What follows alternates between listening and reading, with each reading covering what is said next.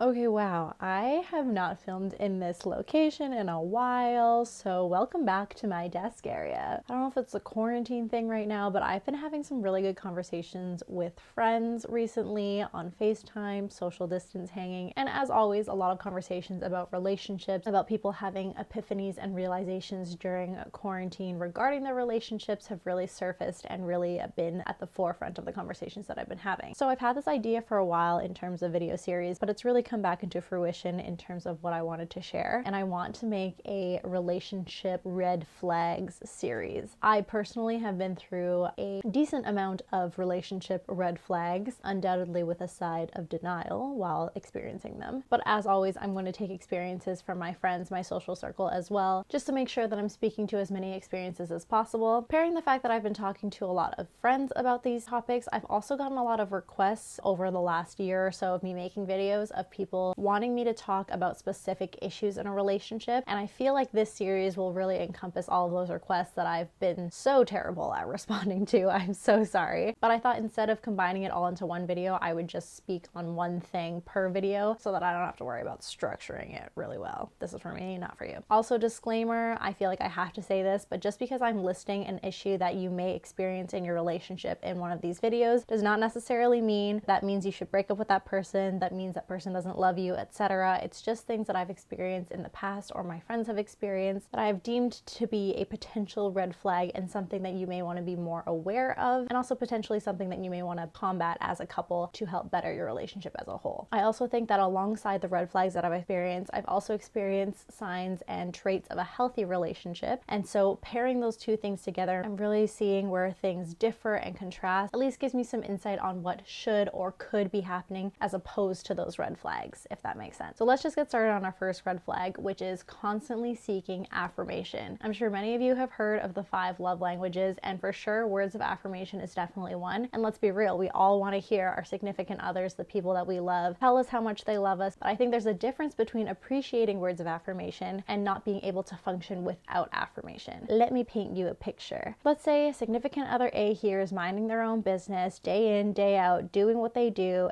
and significant other B is sitting here constantly pestering significant other A with questions like, why do you even like me? Are you sure you like me? Do you even like me anymore? I just feel like you don't like me. And they're constantly fishing for that other person to remind them of the fact that they like you. Now, I know my boyfriend's gonna jump in here and be like, you do that all the time, but you know what, Tom? There's a difference between a joke and being for real, and I know people who are for real about that stuff, okay? Back to my point. Did my vision go blurry, or did it just go, no, it's just my vision?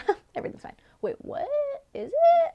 Help. There's a couple things that I see with this red flag. A, constantly asking your partner these questions and fishing for those affirmations makes giving affirmation a chore. What I mean by this is if you're constantly challenging your partner to prove why they like you through words, through actions, etc., you're creating this sense of duty as opposed to appreciating the things that they're already doing or the ways that they already show that they love you, that they want to be with you. In my personal experience, it's like, okay, I feel like that A, by being here with you, by being committed to this relationship, to wanting to spend time with you, to showing you affection, to doing nice things for you, to introducing you to my friends, my family, etc. These are all things that should prove to you that I really want to be with you, that I respect and appreciate you, and that I love being in this relationship. But then if you pair all those things with this constant pestering of, why do you like me? Do you even like me? I feel like you don't like me. It starts to weigh down and create that tension between the things that I already thought I was doing, and almost takes away from those factors that I deemed important in showing you my care and affection, and creates this sense of like, I have to be doing XYZ at all times of the day for them to even notice that I like them. Also, not to be a complete savage here, but it can come off as extremely annoying as well. The last thing your partner wants to do is have to remind you of why they're there in the first place, when in my personal opinion, them being there and hopefully not being a total dickhole to you is a good enough indication that they want to be with you. I think people forget that if significant other A didn't want to be with you, they wouldn't. We're all in choice here. Yes, there are situations where people get stuck in relationships relationships, sure, I'm not going to touch on that. But for the most part, in general, if they don't want to be with you, they'll walk straight out the door, honey. I also think that constantly having to prompt them to tell you why they love you, it takes away from moments where they could genuinely show it themselves without being asked. Let me try and explain this a little better. Let's say that significant other B is constantly asking significant other A to give them some sort of affirmation. Significant other A gives them affirmation to respond to their prompt of seeking affirmation. Now in A's mind, they just gave you affirmation and now they feel like they've completed the threshold of needing to give you any care, love, affection, etc. because they answered your question with some sort of care, love, and affection. Repeat those steps a couple times and B is now thinking that A is never showing affection unless when asked, and now there's this weird disconnect of B always thinking that they have to ask for affection when A has been trained to give affection when prompted by B. Does that make sense? Please someone tell me. Basically what I'm saying is if you can't put trust, put faith in your partner to genuinely care for you, to genuinely love and respect you, then there's either a deeper problem internally for you or a deeper problem in your relationship in general. Keep in mind that these red flags that I'm sharing are not one size fits all. There are definitely situations where a partner could feel like they're not being respected, they're not being loved, and they constantly need to ask because those needs are not being met elsewhere. But that is a greater relationship problem. Same thing goes for internal individual insecurities. If you yourself don't feel that you're worthy of that person's love, of that person's respect, that will likely translate to you constantly seeking and prompting that person to give you that affirmation that you don't see in yourself, which is your own internal struggle. So while I'm not necessarily here to give you a solution, I think it's important to be aware of whether this is happening within your relationship or within somebody you know's relationship, and how can you identify the root problem of why this is happening and just exercise that awareness in order to ideally find some sort of solution. All in all, it's something that I found to be a hurdle in past relationships myself, and it does put a burden on the person who is constantly having to remind their significant other that they like them. It's totally fine if you want to ask a few times in the beginning of your relationship or throughout your relationship just to get some cute feelsy things in there. I mean, you do you, but if that person tells you, this is why I like you, this is why I'm here, just believe them. You know, there's no point in asking and then accepting their answer and then having to ask again later because they're like, yo, I just told you. Anyways, that's all I want to talk about for my red flags video episode 1. Let me know if there's other specific topics that you want me to touch on in this series down below, and I will see you in my next one.